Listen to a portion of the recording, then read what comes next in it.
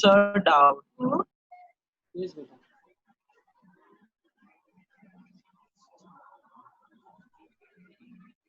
Yes, बेटा बताओ क्या डाउट है. तो दो चीजों का ध्यान रखना है. क्या ध्यान रखना है? All the elements of set A are associated elements. सब अपने आप को म्यूट कर लेंगे पहले. तो जब तुम म्यूट योरसेल्फ, सारे म्यूट कर लो तो आवाज क्लियर आती है मेरी. So the first thing that we'll be doing is all the elements of set A are to be mapped with B. मतलब हर एक एलिमेंट को तीर तो चलाना ही है. और हर एलिमेंट जो सेट ए के अंदर है, ये सेट ए रिप्रेजेंट करता है पहला वाला, और बी वाला दूसरा सेट रिप्रेजेंट करता है. तो हर एलिमेंट को एक ही तीर चलाना है. हर एलिमेंट को एक ही तीर चलाना है. तो फर्स्ट वाला फंक्शन है. हाँ बिल्कुल फंक्शन है. फर्स्ट वाले ने एक तीर चलाया, फर्स्ट वाले ने दूसरा भी चला दिया, तो ये फंक्शन नहीं रहेगा. इसने एक तीर चलाया, इसने अपना एक तीर चला दिया, इसने तीर चलाया ही नहीं, तो ये भी फंक्शन नहीं रहेगा. हर एक सेट ए के जो एलिमेंट है, फर्स्ट एलिमेंट है जो सेट ए का, वो एक ही तीर चलाएगा और कंपल्सरीली चलाएगा. तुम्हारे पास चॉइस नहीं, तुमको तीर चलाना है और एक ही चलाना है. ये क्लियर? फंक्शन का डेफिनेशन सबको क्लियर है? यस सिद्धार्थ. सर बताओ. अगर बी एलिमेंट मतलब बी में ज्यादा एलिमेंट्स हो ए करता तो मतलब ए में 3 और बी में 4, तो फिर क्या होगा? वो क्या होगा? ऐसा तो है. ये आपका मान लो रिलेशन है. सर ए में 3 और बी में 4. अरे डाल दो ना, सबने चाव डाल क्या दो, होगा? डाल दो, क्या दिक्कत है? कोई प्रॉब्लम नहीं है. ये एक तीर चलाएगा ही हाँ. तीर चलाता जाएगा, क्या दिक्कत है? ज्यादा निशाने इसके बाद लगाने के लिए. सर तो सारे एलिमेंट्स मैप्ड होने चाहिए ना. तो वो तो बी में जरूरी थोड़ी है. ए अरे डेफिनेशन तुम पढ़ो अच्छे से. फिर से बोल रहा हूँ, सिर्फ सुनो अच्छे से. क्या लिखा है? Every element of set A, all the elements of set A are to be associated with B. मतलब तीर आपने किसको दिया? ए सेट वालों को तीर दिया है. बी तो निशाने कितने भी हो सकते हैं, निशानों से कोई लेना देना नहीं. हमें तो तीरों से मतलब है. ए में हर एक को मैंने एक एक तीर दिया, बोला तुमको चलाना है, सबने चलाना है, और सबने चलाना है, और सबने एक एक तीर ही चलाना है. और फिर जिसको चलाना चलाओ, सबको एक के ऊपर ही निशाना मारना तो मार दो. ठीक है? ऐसा भी हो सकता है. There can be case like this. मान लो ये 1 2 3 है, 4 है, ये 1 2 3 है, सबको ही वन पे निशाना मारना है, सब वन पे मार सकते हैं. ठीक है ना? Yes sir. देखिए हमारा टास्क क्या है? निशाना मारना है, और हर एक को मारना है, और हर एक को एक ही निशाना मारना है. ठीक है? सर अगर कोई नॉट डिफाइंड वैल्यू आ गई तो नॉट डिफाइंड वैल्यू तो बेटा सेट ए में आएगी नहीं ना. सेट ए में क्या आती है? फंक्शन का डोमेन आता है. क्या आता है? डोमेन आता है. सेट बी में अगर नॉट डिफाइंड वैल्यू आ गई, सेट बी में, तो सेट बी में नॉट डिफाइंड वैल्यू आ गई तो वो मैप होगी ही नहीं ना. मान लो कभी लिखा है 1/x लिखा है, तो कभी जीरो मैपिंग में तो होगा ही नहीं ना. हाँ सर.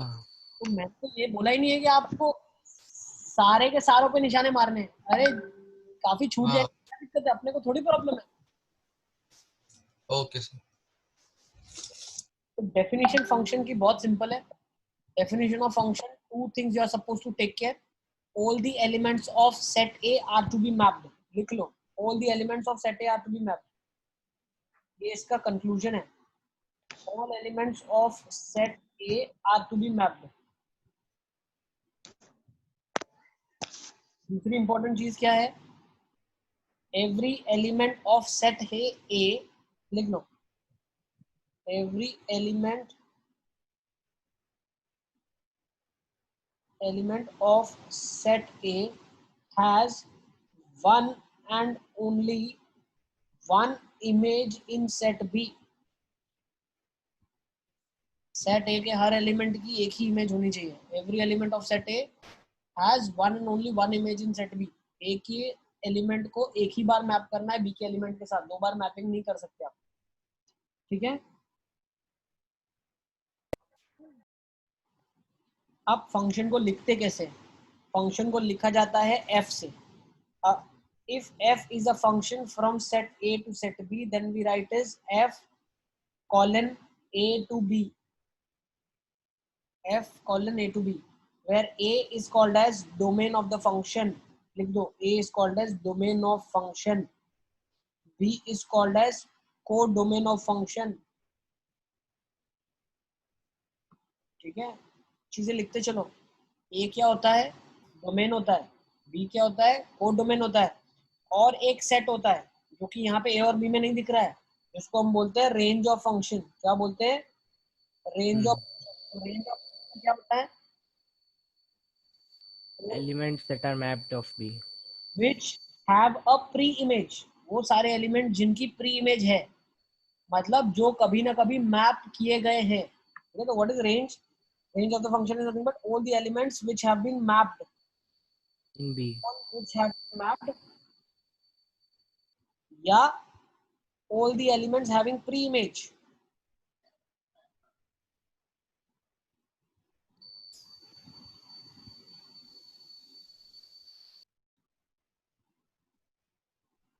वो सारे एलिमेंट जिनकी प्री इमेज होगी, या वो सारे एलिमेंट जो कभी ना कभी मैप किए गए हैं, उनको हम रेंज में कंसीडर करते हैं। जैसे कि फॉर एग्जांपल मैं दिखाऊं पीछे वाले में, इसमें रेंज क्या हो गई फंक्शन की? ABC। ABC. Codomain. Set B हमेशा कोडोमेन होता है। सेट ए क्या होता है? ABC. डोमेन होता है। डोमेन। अब मान लो इसमें मैंने मैपिंग करके ऐसे मैपिंग कर दिया, थर्ड को बी के साथ जोड़ दिया, तो ये भी एक फंक्शन हो जाएगा। यस। डोमेन क्या हो Yes. जाएगा? 1 2 3। AB. 1 2 अच्छा 3 domain. रेंज क्या हो जाएगा? AB. ABC AB खाली AB. को डोमेन AB क्या हो जाएगा? ABC। ABC. ABC तो रेंज और को डोमेन में फर्क है। क्या फर्क है? को डोमेन मतलब सारे सेट बी के एलिमेंट्स। Range unrelated. वो सारे एलिमेंट जो कभी ना कभी मैपिंग किए गए हैं।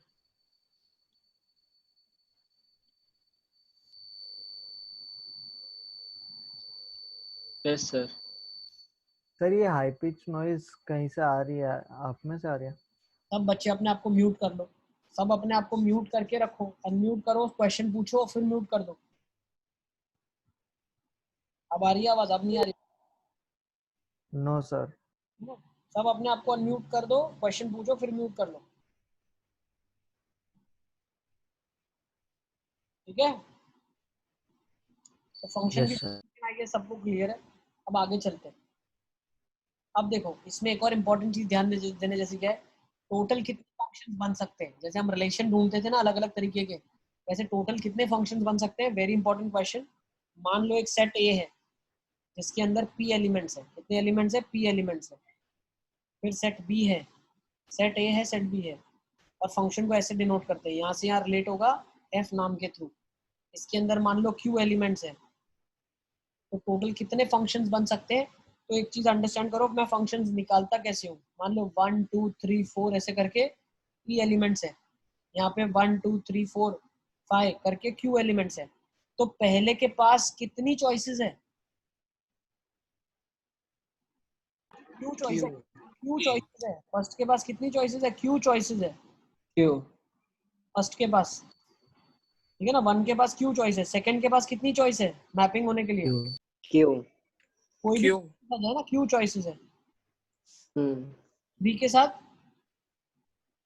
सबके पास Q है. तो हर बी के पास क्यू चॉइस है, तो हर एक का क्या करेंगे? फंडामेंटल प्रिंसिपल मल्टीप्लिकेशन का लगाएंगे। क्यों? सारे एलिमेंट्स को मैप करना है ना भाई।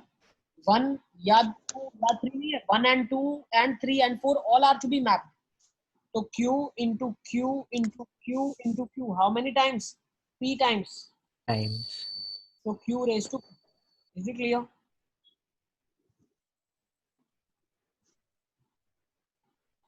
ये सबको समझ आ रहा है? Yes Sir, sir. Yes sir. Yes sir. Yes sir. अब multiplication क्यों किया हमने? बेटा फंडामेंटल प्रिंसिपल ऑफ मल्टीप्लिकेशन क्या होता है? जब सारी कंडीशंस आपको लेनी कंपलसरी है, and operation is there. First element भी मैप करना है, एंड सेकंड भी मैप करना है, एंड थर्ड भी मैप करना है, फोर्थ भी करना है। तो जब एंड का ऑपरेशन आता है तो हम सब केसेस को मल्टीप्लाई करते हैं। तो जो चॉइसेस है उनको क्या किया हमने? मल्टीप्लाई किया। अगर ऐसा होता कि फर्स्ट को मैप करूं, सेकंड को करूं या ना करूं कोई फर्क नहीं पड़ता, थर्ड को करूं या ना करूं कोई फर्क नहीं पड़ता, तो Q plus Q plus Q होता। Clear? Yes yes sir. Sir. समझ आ रहा है ना? ठीक है ताहिर, अब पता चल रहा है? whenever there is an or operation आप एडिशन करते हो केसेस का, whenever there is an and operation मतलब कंपल्शन है, इसको भी लेना है, इसको भी लेना है, इसको भी लेना है, तो and का मतलब होता है मल्टीप्लिकेशन। मुझे क्लियर? जैसे बहुत ही अच्छे से मैं एग्जांपल आपको दे देता हूँ, ठीक है ना, बहुत सिंपल सा एग्जांपल है, ठीक है। मान लो ए से बी में जाना है और बी से सी में जाना है। ए से बी में जाने के दो रास्ते हैं, रोड 1 रोड 2। बी से सी में जाने के 3 रास्ते हैं, ठीक है, A1 A2 A3। तो ए से सी आप कितने तरीके से पहुंचोगे? 6 छह ways। रास्ते 6 तरीके से पहुंचेंगे अपन, 6। 6 R1 A1, R1 A2, R1 A3, R2 A1, R2 A2, R2 A3। तो देयर आर 6। मैंने कैसे इन्फर किया? यहाँ पे 2 वे है, यहाँ पे 3 है, तो 2 into 3 6 वेज। क्यों भाई? ए से बी में भी जाना है, बी से सी में आना है, तभी ए से सी का रास्ता पूरा होगा। तो whenever I have to these many cases, this and this is to be there, and ये भी क्रॉस करना है और ये भी क्रॉस करना है, तो नंबर ऑफ चॉइसेस को मल्टीप्लाई करते हैं। Is it clear? Yes sir, yes sir. अगर ऐसा होता मुझे ए से बी में जाना है, लेकिन मेरे को या तो मैं प्लेन के थ्रू जाऊं या तो मैं ट्रेन के थ्रू जाऊं। अब ट्रेन भी मेरे पास 3 ट्रेन अवेलेबल है, T1 T2 T3, 2 प्लेन है, P1 P2। तो मैं ए से बी में कितने तरीके से जा सकता हूँ? 5 तरीके से जा सकता हूँ। यस ट्रेन हाँ 1 2 ट्रेन 3 ले लो, there are 5 ways, 2 + 3। Is it clear? समझ आ गया? जब भी कंपल्शन होता है, एंड ऑपरेशन होता है, तो क्या करते हैं हम? मल्टीप्लाई, नहीं तो ऐड। ठीक है, Yes sir. अब नेक्स्ट देख लेते हैं फंक्शंस के टाइप क्या होते हैं। What are the type of functions? First function जो हम पढ़ेंगे, सबको क्लियर है?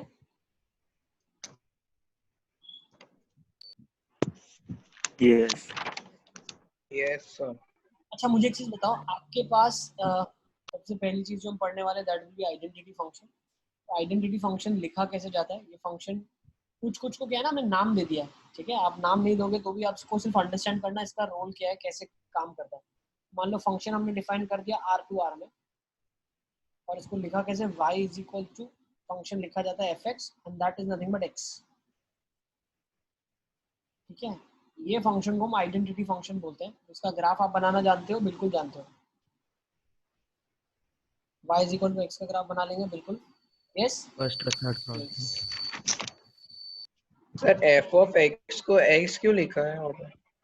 फंक्शन दिया बेटा, फंक्शन x में होगा ना। ऑफ x का मतलब क्या होता है? नाम दिया है, पहले तो उसको नाम दे दिया f, ये नाम है इसका, f नाम है। x मतलब ये वेरिएबल है, x मतलब ये variable हाँ है।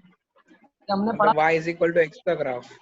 बिल्कुल ये हमने पढ़ा था ना। मैं जब आपको लीनियर इनइक्वालिटीज बता रहा था तब बताया तो था मैंने आपको।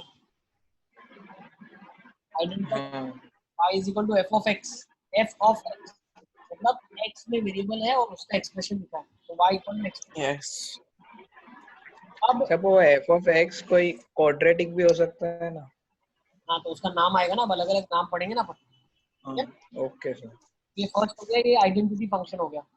डोमेन क्या हो गया फंक्शन का, इसका बताओ। ये फंक्शन का डोमेन क्या है? R, कोई भी रियल डाल सकते हो। रेंज क्या हो जाएगा? अगेन कोई भी R।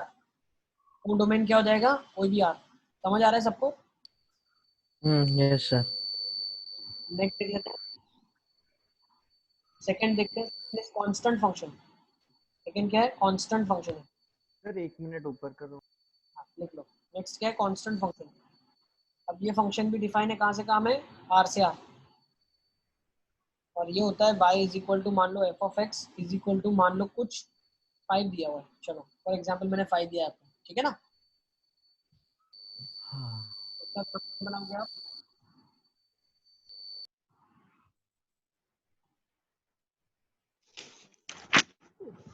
y is equal to 5, सही है ना। y इज इक्वल टू 5 का एक ग्राफ बनेगा। तो डोमेन फंक्शन का क्या है? कोई भी रियल डालो। तो मतलब इसमें x का कोई इनपुट नहीं है, कोई भी कांस्टेंट x का कोई रोल नहीं है इसमें। कोई रोल नहीं है, आप x कुछ भी डालो, आंसर हमेशा 5 ही मिलेगा। तो इसके अंदर जो ऑर्डर पेयर्स होंगे वो कौन से होंगे फंक्शन के अंदर? फंक्शन क्या है एक्चुअली आपको पता है? फंक्शन एक स्पेशल टाइप, कांस्टेंट फंक्शन एक स्पेशल टाइप। रिलेशन है। इसका जब मैं मैपिंग करूंगा ना तो समझ सकता हूँ ऐसे, देखो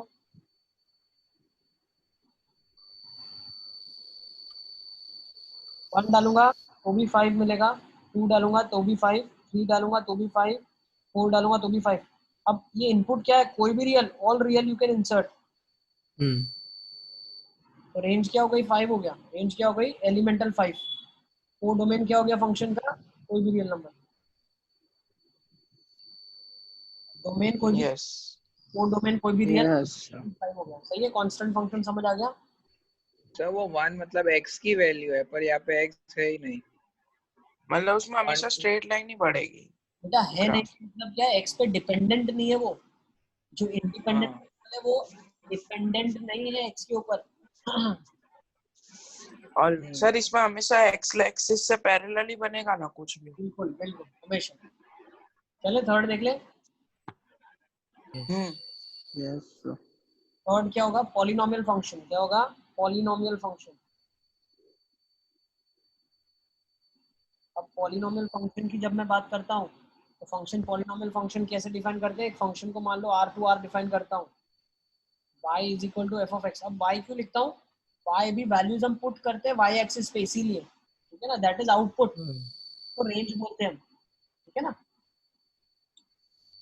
अब ये पॉलिनोमियल को कैसे लिखते हैं हम लोग, पॉलिनोमियल को लिखना मैंने बताया हुआ है आपको। कैसे लिखते हैं कोई भी पॉलिनोमियल एक्सप्रेशन को, bx plus an minus 1 x की बार n minus 1, general formula, plus अच्छा अच्छा a2 x square plus a1 x plus a0। ठीक है, जहाँ पे a1 a2 a3 ये सारे क्या है, रियल अरे वो नेचुरल। रियल। ये आवाज क्लियर नहीं आ रही है। एक सेकंड, सर बहुत अजीब सा एक साउंड आ रहा है। बहुत धीमी भी आ रही है सर। ये सबको एक बार म्यूट कर। वो तेरे माइक में कुछ गड़बड़ है। कोई बात नहीं, अभी सबको मेरी आवाज क्लियर आएगी। सुनो, हम क्या कर रहे हैं, पॉलिनोमियल फंक्शन एक हमारे पास दिया हुआ है, तो उस पॉलिनोमियल फंक्शन को हम लिख रहे हैं जनरल फॉर्मूला में, a naught a1 x a2 x square a3 x cube a4 x raise to n a5 x5 a4 x raise to 4। ठीक है ना, ऐसे करके हम लिख रहे हैं। तो अभी हमें ये आइडेंटिफाई करना है कि a1 a2 a3 क्या है, तो ये सारे कॉन्स्टेंट्स हैं। ठीक है, जैसे जैसे x की वैल्यू चेंज होगी, अब x की पावर चेंज होगी, वैसे वैसे पॉलिनोमियल की डिग्री चेंज होगी। तो एक एग्जाम्पल के लिए हम क्वाड्रेटिक पॉलिनोमियल किसको बोलते हैं बताओ, quadratic ax square plus bx plus c। a2x square plus ax value 2 हो plus जाएगी, a n की वैल्यू a0 2 हो जाएगी, है ना। तो ax square plus bx plus c होगा। क्लियर, हाँ आ जाएगा ना। फिर n की अगर q लूंगा तो क्यूबिक आ जाएगा। सही है। तो अभी मैं आपको क्वेश्चन दे रहा हूँ, फटाफट करना मेरे लिए। ठीक है, क्वेश्चन नंबर 1 है, function is defined from r to r, y is equal to f of x is equal to x square. इसका ग्राफ बना लो फटाफट फटाफट। कैसे बनेगा, चलो तेरा बोला बनाओ, कैसा बनेगा।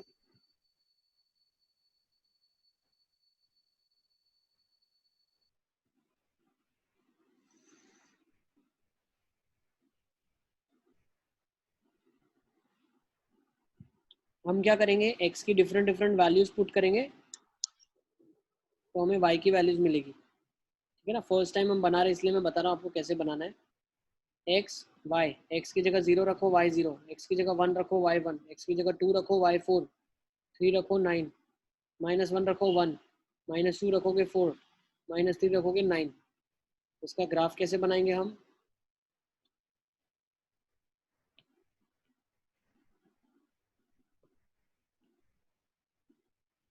ऐसा ग्राफ बनेगा। देखो इसका ग्राफ अगर आप स्केच करोगे तो this should be like this, passing through yes sir 0, origin this should be the graph. अच्छा, यहाँ से मेरे को कंक्लूजन क्या मिला, डोमेन फंक्शन का क्या होगा बताओ, कोई भी रियल नंबर डाल सकते हैं। रेंज फंक्शन का क्या हो जाएगा, yes sir पॉजिटिव है। positive natural numbers 0 to infinity। भाई नेचुरल नहीं होगा, हाँ नेचुरल नहीं होगा, whole number कुछ भी हो सकता है। मान लो हाफ डाला, हाफ का स्क्वायर क्या 1/4 होगा। yes sir ठीक है, तो ध्यान रखो 1/3 का स्क्वायर 1/9 होगा। ठीक है ना, तो ऐसे नेचुरल नंबर नहीं बोल सकते। एक्स स्क्वायर का रेंज निकालना आपको मैंने सिखाया है, भूल गए क्या आप, फर्स्ट चैप्टर में सीखा था। एक्स आर को बिलोंग करता है, तो एक्स स्क्वायर कहाँ से कहाँ तक को बिलोंग करेगा, 0 से इन्फिनिटी, भूल गए क्या। हाँ फर्स्ट चैप्टर पे निकाला था ना आपने जब पढ़ रहे थे linear inequality. Yes sir. Yes sir इसका कोडोमेन भी आर होगा। बिल्कुल कोडोमेन आर होगा, कोडोमेन आर हाँ क्वेश्चन में डिफाइन होता है डोमेन कोडोमेन, रेंज अपन लोग निकालते हैं देख के ग्राफ, ठीक है ना। सर वो R2R मतलब वही है ना, को डोमेन और टू को डोमेन। बिल्कुल, जो फंक्शन में आर और आर लिखा है ये डोमेन बता रहा है, ये कोडोमेन बता रहा है, आपको यही आइडेंटिफाई करना है। This is giving you domain, ये डोमेन दे रहा है और ये आपको कोडोमेन दे रहा है, ठीक है ना। नेक्स्ट क्वेश्चन की तरफ चलें क्या। मान लो इसका ग्राफ बनाना है अब आपको, f of x is equal to x cube का ग्राफ बनाना है।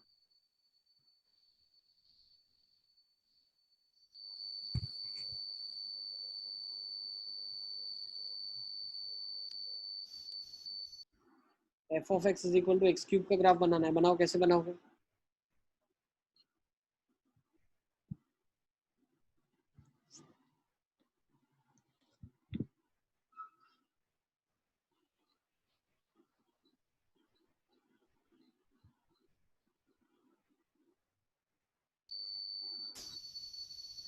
सर बना सर दिया। ऊपर नीचे दोनों साइड जाएगा।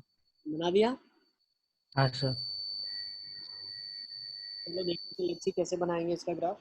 F of x is equal to x cube का ग्राफ पुट करते जाओ वैल्यूज, बॉक्स मेथड बनाओ, बॉक्स से फील आ जाना चाहिए। अब आपको फील आना चाहिए कि हम ग्राफ कैसे बना सकते हैं, ठीक है ना। एक्स है, वाई है, वन का वन, सर वेव जैसा बनेगा।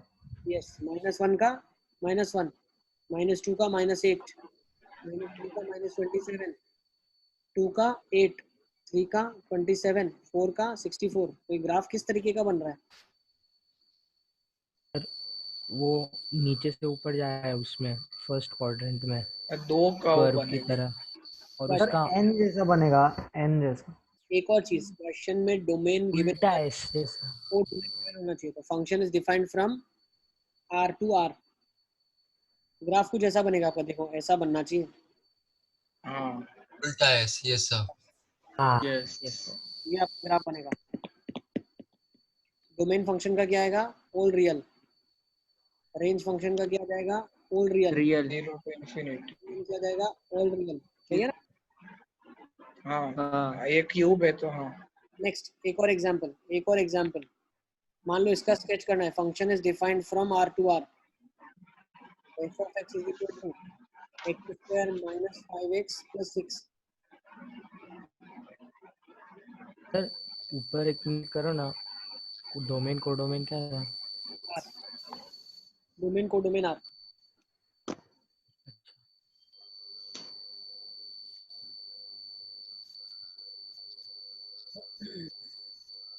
प्रीत तू बोल रहा नहीं होता, म्यूट रख, तेरे में से आवाज आ रही है बहुत। अब फटाफट देख लो। F of x is equal to x square minus 5x plus 6 दिया है। तो एक्स एक्सिस को 2 और 3 पे कट करेगा। बिल्कुल। बाकी सब बच्चों को समझ आ रहा है कि नहीं आ रहा है। अर्श तुमको समझ आ रहा है। Yes yes sir. फातिमा पता चल रहा है सारा। सर पक्का समझ आ रहा है ना। कहीं पे लिंक ऐसे तो नहीं लग रहा है कि नहीं समझ आ रहा है। लिंक लग रहा है कि कोशिश।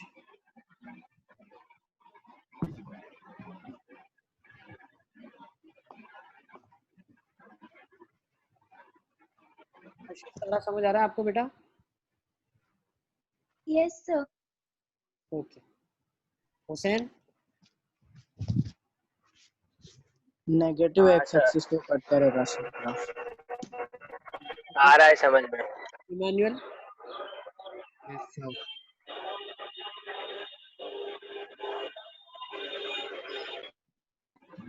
कर दो। इमानुअल को समझ आ रहा है बेटा, Emmanuel. Yes sir. Okay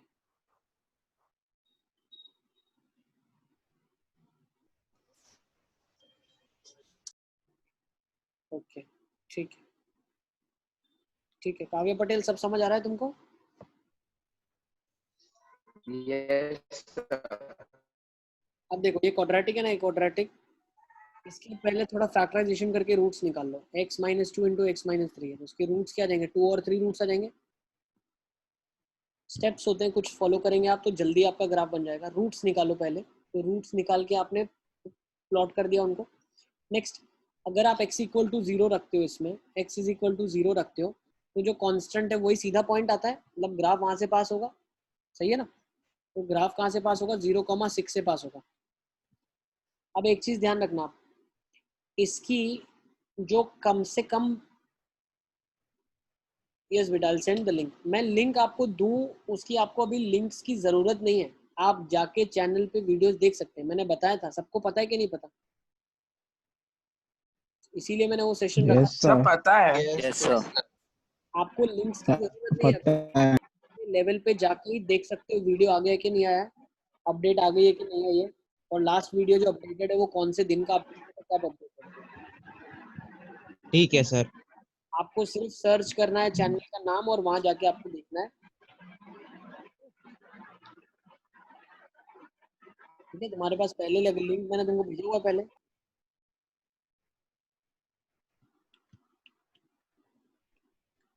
yes sir. ठीक है, आपको सिर्फ सर्च करना है और जाके प्लेलिस्ट में वहां देखना है, वहां पे आपकी प्लेलिस्ट आप ढूंढ सकते हैं, ठीक है। चलो अब हम क्या करेंगे, अब इसका ग्राफ बनाएंगे बहुत आराम से। ऑब्वियसली 2 पे 0 हो रहा है, 3 पे 0 हो रहा है, और क्वाड्रेटिक की खासियत होती है, क्वाड्रेटिक की खासियत क्या होती है, ध्यान रखना, क्वाड्रेटिक के दोनों हाथ ऊपर होते हैं।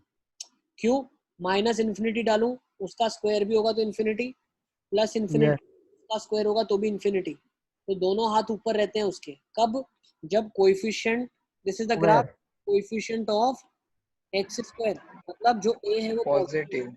ये हमने 10th में पढ़ा हुआ है, सब बच्चों ने एनसीईआरटी में दिया था। Yes sir. Upward parabola, A negative, it will be a downward parabola, ठीक है ना। तो अपवर्ड पैराबोला मैं बनाऊंगा, तो अपवर्ड पैराबोला मैं कैसे बना रहा हूँ, अपवर्ड पैराबोला देखो ऐसे ही तो बनेगा, और कोई ऑप्शन ही नहीं है, ग्राफ को इधर से जाना ही है बस, ठीक है। अच्छा, अब कुछ खासियत है ग्राफ की, what is the speciality of the graph, ये ग्राफ की खासियत क्या है वो समझेंगे। देखो 1 पे अगर मैं चेक करूं तो 1 पे आंसर क्या मिलेगा, देखो 1 - 2 दैट्स -1, 1 - 3 दैट्स -2, सो आंसर 2 आ गया। 1 पे आंसर क्या आया, 2 आ गया। 1 पे आंसर क्या आया, 2 आ गया। अब मैं 4 अगर इंसर्ट करता हूं तो 4 पे आंसर क्या मिलेगा, देखो 4 - 2 और 4 - 3, तो क्या आ जाएगा, 2 × 1 आ गया। नेक्स्ट, ध्यान रखना, नेक्स्ट जो मेरे को 0 पे मिलेगा वही मेरे को 5 पे भी मिलेगा। आपको म्यूट कर लो, बार बार अनम्यूट करते हो तो म्यूट भी कर लो भाई। 5 अगर आप पुट करोगे अपने आप की वैल्यू में, तो 5 पे क्या मिलेगा, 6 मिलेगा। देख लो, 5 पुट करो एक्सप्रेशन में, 6 मिलेगा।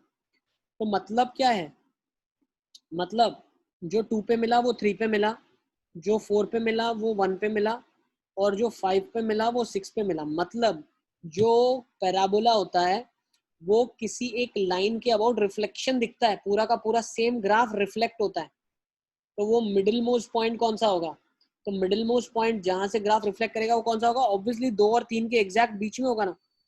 तो 2 और 3 के एग्जैक्ट बीच में क्या होगा, कहीं यहाँ पे होगा, तो 2 और 3 के बीच में क्या आएगी वैल्यू, 5/2 आ जाएगी, 5/2। Yes sir. तो एक ऐसी वैल्यू है जिसके लेफ्ट हैंड साइड और राइट हैंड साइड ग्राफ एकदम एक दूसरे की फोटो है, मिरर की तरह रिफ्लेक्ट कर गया, मिरर इमेज, ग्राफ एग्जैक्टली ये -b/2 है ना, बिल्कुल -b/2 है। हाँ। अब ये वैल्यू क्या है, कैसे आइडेंटिफाई करते हैं हम वैल्यू को, कैसे आइडेंटिफाई करा, ये एक रूट है मान लो, देखो मैं बता रहा हूँ कैसे आइडेंटिफाई किया मैंने, यहाँ पे मैंने बना दिया ग्राफ। अब मैंने आइडेंटिफाई कैसे किया, मान लो ये वाला पॉइंट मेरे लिए एक रूट अल्फा है, ये वाला बीटा है, तो जो बीच का पॉइंट होगा वो क्या होगा, alpha plus beta. Alpha plus beta by 2। Alpha plus beta क्या होता है, -b/a होता है, विच इज -b/2a, सही है। तो x की वैल्यू -b/2a जो है वो एक बहुत खास वैल्यू है। क्यों बहुत खास है, क्योंकि x की इस वैल्यू के लेफ्ट साइड और राइट, जितना आप दूर इक्वल जाओगे, मतलब मान लो अगर 0.5 यूनिट गए तो जो 0.5 इसके राइट में आंसर मिलेगा वही 0.5 लेफ्ट में भी मिलेगा, ठीक है। तो ये क्या होती है, इसकी लाइन की खासियत है, this is called as line of symmetry. इसको क्या बोलते हैं हम, लाइन ऑफ सिमेट्री। इसके लेफ्ट साइड और राइट साइड ग्राफ सिमेट्रिक है, सो मैं बोल सकता हूँ x is equals to 5/2 is nothing but line of symmetry. ठीक है। अच्छा, इसकी एक और खासियत है, जो x इक्वल टू 5/2 पॉइंट है, ये ग्राफ पे वो पॉइंट है जहां पे आपका जो y की वैल्यू है ना वो सबसे कम दिख रही है आपको, इससे नीचे ग्राफ जाएंगे। हाँ 5/2 से पहले ग्राफ ऊपर, यस 5/2 के बाद में भी ग्राफ ऊपर है, तो 5/2 पे सबसे कम वैल्यू मिलेगी। तो 5/2 जो वैल्यू है वो रेंज ढूंढने में हमारी बहुत मदद करेगी। Is it clear? Yes sir. तो अगर आप ऑब्जर्व करो, इफ यू कैन ऑब्जर्व, तो x, तो ये जो 5/2 वाला पॉइंट है, मैं यहाँ पे इसको मार्क कर रहा हूँ, ये जो 5/2 वाला पॉइंट है, ये ग्राफ में सबसे निचला पॉइंट है, सबसे नीचे का पॉइंट है। तो रेंज क्या है? सब कुछ है। -1/4। हाँ लीस्ट वैल्यू क्या आ से गई? इन्फिनिटी। लीस्ट वैल्यू क्या आ गई बताओ? -1/4। -1/4 लीस्ट वैल्यू क्या आ गई? 5/2 पुट कर लो आप। एक्सप्रेशन क्या है आपके पास? x-2 इंटू x-3 है, तो 5/2 डाल देता हूँ मैं। तो 5/2 - 2, 5/2 - 3, तो ये कितना हो जाएगा? 1/2, और ये कितना हो जाएगा? माइनस 1/2। तो नेट कितना दे देगा? -1/4। सही है? यस और नो? तो इससे वो -d/4 है, कैसे डिराइव हुआ? यस क्या क्या क्या क्या? हाँ सर सर, इससे वो दूसरे वर्टेक्स y के लिए होता है ना दूसरे वर्टेक्स -d/4 के है। लिए -d/4 है होता है, तो वो कैसे डिराइव हुआ इससे? बहुत आसान है यार। x equal to -b/2। पहले इसको समझ लो, तुम ज्यादा कंफ्यूजन मत क्रिएट करो, पहले इसको समझो आप। ये समझ आ गया? मैं जो बताना चाह रहा हूँ उसके पीछे पर्पस कुछ और है, तुम दूसरी चीज में मत रुको। -1/4 कितना है? ठीक है, तो -1/4 y एक्सिस की सबसे -1/4 y एक्सिस की सबसे कम वैल्यू है। इसका मतलब क्या है? यहाँ पे -1/4 जो मेरी y की वैल्यू है, दूसरी वैल्यू सारी इसके ऊपर होगी। तो रेंज ऑफ द फंक्शन क्या हो जाएगा यहाँ से? What is the range of the function? सबसे इंपॉर्टेंट चीज, गिवन वाज -1/4 से फोर इन्फिनिटी। डोमेन। तो रेंज ऑफ द फंक्शन क्या हो गया? रेंज ऑफ द फंक्शन हो गया -1/4 से इन्फिनिटी। नोट डाउन कर लो इसको, this is your answer. Main हमारा काम होता है रेंज ही ढूंढना। क्वेश्चन से डोमेन और को डोमेन दिया होता है, आपको सिर्फ रेंज ढूंढना होता है। What is range of the function? -1/4 से इन्फिनिटी होता है। Okay, is it clear? Range निकालना पता चल गया कैसे? बताइए मैंने। -1/4 से यस सर। अब बहुत बच्चों का यस सर। अब एक और चीज मैं आपको बताऊं, ये जो लोअर मोस्ट पॉइंट है ना, लोअर मोस्ट पॉइंट, ये हमको सर निकालने माइक के में आवाज नहीं आ रही। लिए, ये जो हाँ सर। एक मिनट भाई, सब म्यूट कर लो अपने आप को, बार बार बोल रहा हूँ मैं। ये जो लोअर मोस्ट पॉइंट है, ये निकालने के लिए मुझे पूरा ग्राफ स्केच करने की जरूरत नहीं है, मैं क्वाड्रेटिक से ही निकाल सकता हूँ। कैसे? तो लोअर मोस्ट पॉइंट की खासियत क्या है? तो जो लोअर मोस्ट पॉइंट बना, अभी हमने देखा, ये लोअर मोस्ट पॉइंट की खासियत क्या थी? ये जो ग्राफ बना, इसका जो लोअर मोस्ट पॉइंट है ये हमेशा सिमेट्रिक है, मतलब एक अल्फा तो एक बीटा। लोअर मोस्ट पॉइंट क्या है? Alpha plus beta by 2 which is -b/2a। अब ये -b/2a जो आया, ये रूट्स हो या ना हो तो भी -b/2a ही आएगा हमेशा। कोई कोई ग्राफ एक्स एक्सिस के ऊपर भी तो होता है, कोई कोई ग्राफ ऐसा भी होता है। तो ये जो पॉइंट है जहाँ पे कर्व चेंज हो रहा है, ये पॉइंट हमेशा कॉर्नर पॉइंट जो बोल सकते हैं -b/2a, लोअर मोस्ट पॉइंट। तो x की वैल्यू हमेशा इन पे क्या है? -b/2a है। यस तो मेरे पास डाउट था, x की वैल्यू तो पता चल गई सर, y भी अगर डायरेक्टली बताते तो क्वाड्रेटिक प्लॉट नहीं करना पड़ता। तो y की जो वैल्यू होती है ना, वो होती है -d/4a। अब कंसर्न ये है कि सर ये आया कैसे, ये कैसे आया? तो भाई x equal to -b/2a quadratic में डाल दो ना आप, ax² + bx + c में डाल दो, क्या आ जाएगा? a -b/2a का whole square plus b -b/2a plus c, क्या हो जाएगा? a b²/4a² -b²/2a plus c, कितना हो जाएगा? ये तो वही हो जाएगा, b² - 4ac अपना। b²/4a -b²/2a प्लस c, तो ये कितना हो जाएगा? 4ac - b²। -4a which is -d/4a। Prove कर दिया मैंने आपके लिए। नोट डाउन कर लो इसको। सर मतलब ये दूसरे वर्टेक्स के लिए सर किया उन्होंने था। भी ऐसे ही प्रूव किया था जिनने फर्स्ट टाइम किया था। बिल्कुल, नोट कर लो, सेशन खत्म हो सकता है। This is where we are